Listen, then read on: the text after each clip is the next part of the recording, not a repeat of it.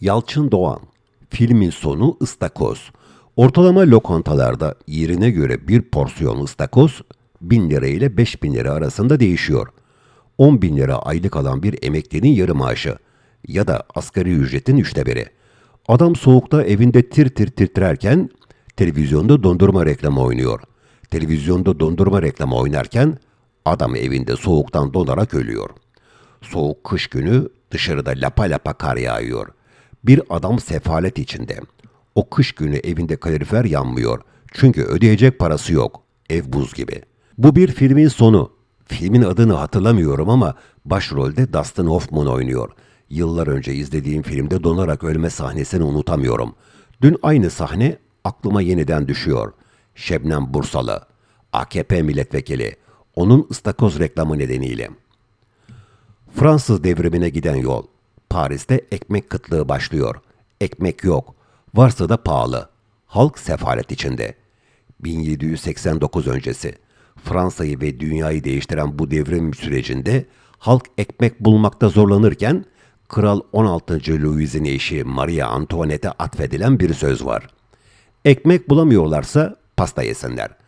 Bu simgesel cümle halktan kopan iktidarları tanımlamak için kullanılıyor. İktidarlar bir eli yağda, bir eli balda yaşarken halk perişan ama ülkeyi yönetenler şatafatlarından hiçbir biçimde vazgeçmiyor. Türkiye 2,5 yıldır Cumhuriyet'in görmediği büyük bir ekonomik kriz yaşıyor. Milyonlarca insan ağır geçim derde çekiyor. 5 lira daha ucuz ekmek alabilmek için uzun kuyruklar oluşuyor. Yarım kilo kıyma alabilmek için sabahın köründe kuyruğa giren insan sayısı her geçen gün artıyor.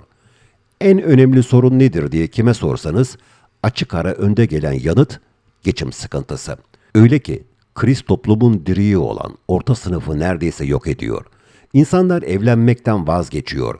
Üniversite öğrencileri ailelerinden uzakta iseler okumaya ara veriyor çünkü para yok.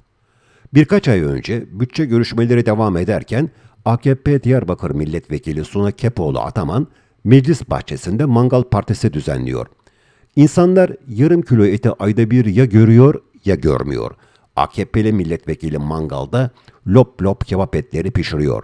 Kebap kokusu ana caddeye dağılıyor. Mangal partisi büyük tepki çekince AKP'liler programladıkları benzer yemek partilerinden vazgeçiyor. Aslında o mangal partisi AKP'nin halktan koptuğunun açık göstergesi. AKP 31 Mart'taki seçim yenilgisine benzer olayların birikimiyle işte böyle yol alıyor. Kim geçim derdinde, parasızlıktan kim tedavi göremiyor, kim okula gidemiyor derken aniden Şebnem Bursalı AKP milletvekili çalımlı bir hanım. Avrupa'nın sosyetik kulüplerinden birinde yemekte. Kendisi yayınlıyor, öyle paparazzi falan yok. Istakoz yiyor ve bunu kendi sosyal medya hesabından paylaşıyor. Ne yerse yesin. Bunu neden paylaşıyor? Türkiye'de milyonlarca insanın çektiği sefaletten bu kadar mı habersiz? Toplumdan bu kadar mı kopuk? Istakoz lüks bir yemek. Dün bazı lokantaların listelerine bakıyorum. Ortalama lokantalarda yerine göre bir porsiyon ıstakoz 1000 lira ile 5000 lira arasında değişiyor. 10 bin lira aylık alan bir emeklinin yarı maaşı ya da asgari ücretin 1/3. Lüks lokantalarda bu fiyatın daha yüksek olduğuna kuşku yok. Şebnem Hanım'ın yediği lokantada ıstakoz fiyatı ne kadar bilmiyorum ancak Google'a girin, orasının Avrupa'daki jest sosyetenin yerlerinden biri olduğunu görmek mümkün. Meclis bahçesinde kebap partisi düzenlemekle Avrupa'da yediği ıstakozun fotoğrafını paylaşmak aslında aynı kapıya çıkıyor.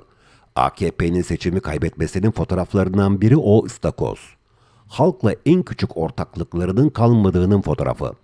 AKP seçimi neden kaybetti diye siyasal yorumlar yapılıyor ya, yapılması da doğal ve şart ya, mangal partisi ve ıstakoz kaybetmenin ana başlıklarından biri.